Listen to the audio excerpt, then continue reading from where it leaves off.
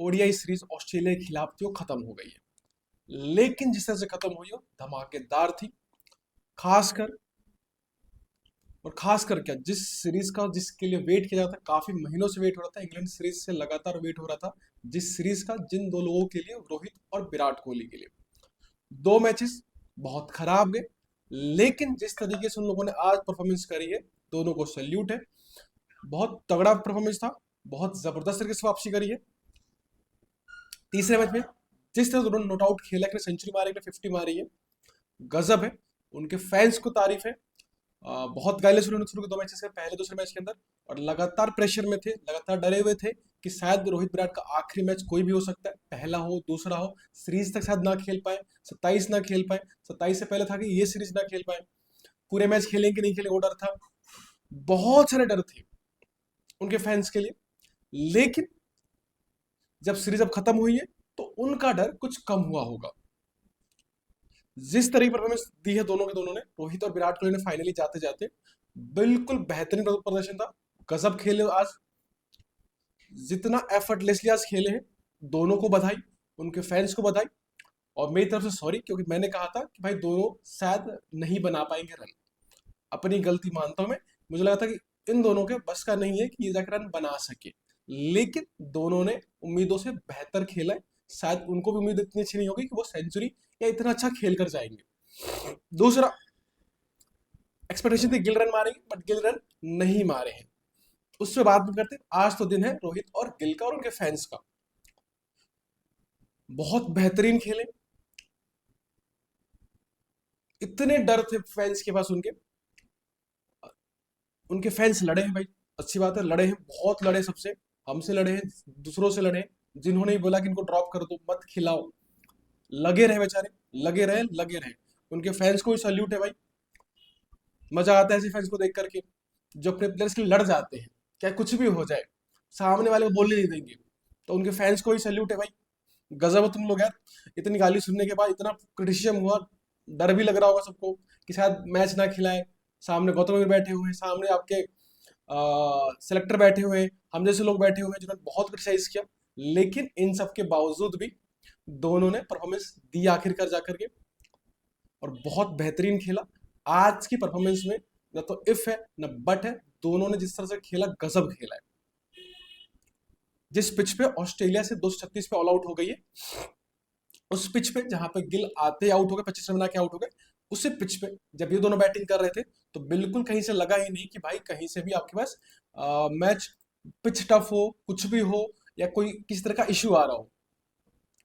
जहां पर ऑस्ट्रेलिया के प्लेयर्स 183 पे होने के बावजूद भी लगभग 50 रन के अंदर ऑल आउट जाते हैं, वहां पर विराट और रोहित जो खेला है भाई, गजब खेल दिया।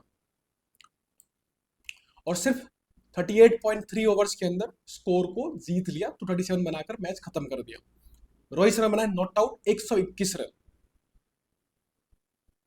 125 बॉल्स खेले, रने बॉल खेला, गजब खेला। आज एक भी बॉल ऐसी नहीं लगी जहां पे लगा हो कि रोहित शर्मा अटक रहे हो, जहां पे लगा हो रोहित शर्मा के पास बॉल दिखाई ना दे रही हो। ऐसा कहीं से नहीं लगा कि भाई बहुत दिनों बाद खेलने आए हो। सेम विराट कोहली के, वो विराट कोहली जो लगातार दो डक्स पे आउट हुए, लेकिन आज पहली बॉल पे सिंगल लिया, और उसके बाद पीछे मुड़कर देखा भी नहीं। चाहे हैजलवुड बॉलिंग करना है, स्टार्क बॉलिंग करना है, या कोई बॉलिंग करना है, इन लोगों ने सबको कूटा है। उससे हुआ क्या, हुआ ये कि भाई जिस ऑस्ट्रेलियन पिछले जो बहुत कम बॉलिंग करवाई, आज बहुत सारे बॉलर्स को ट्राई कर दिया उन्होंने 38 ओवर के अंदर ही। मिचेल स्टार्क है, हेजलवुड है, नेथन एलिस है, फिर कॉपर कॉनली है, एडम जम्पा है, मिचेल ओवन है, मैथ्यू शॉट है। 2 4 6 7 बॉलरों को ट्राई किया सिर्फ 38 ओवर के अंदर, लेकिन किसी को कोई कामयाबी नहीं मिली। कुल मिलाकर हैजलवुड को सिर्फ एक विकेट मिला, वो मिला था आपका शुभमन गिल का। एक बॉल एक ओवर ऐसा नहीं गया जहां पर दोनों आज लगे हो कि खराब खेल रहे हो, या कोई दिक्कत आ रही हो खेलने के अंदर। बिल्कुल पीक जो रोहित और विराट कोहली थे, उस तरह का क्रिकेट उन्होंने खेला है आज। और एज ए फैन और एज ए टीम, हर कोई चाहता है कि ऐसे ही खेले,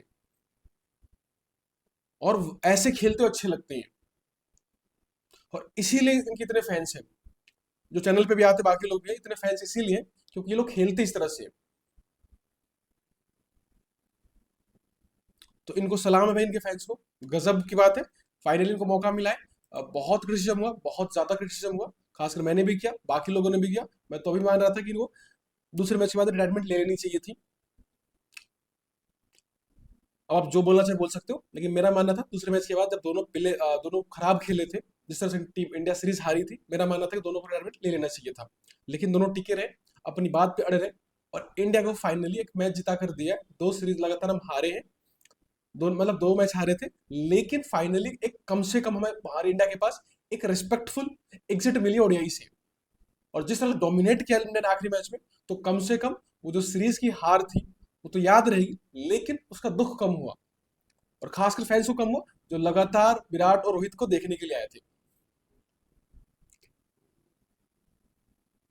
धन्यवाद मैं इनको, बहुत अच्छा खेले, जबरदस्त खेले।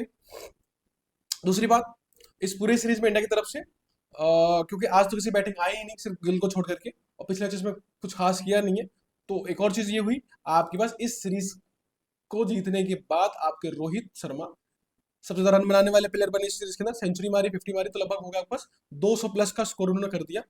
इसके अलावा सबसे बड़ी बात थी, कुछ स्टैट्स लेके आओ तो पहले दोनों की तारीफ करते पहले, फिर आएंगे कि कमियां क्या थी तो बाद में आएंगे, पहले आज तारीफ की बात होती पहले।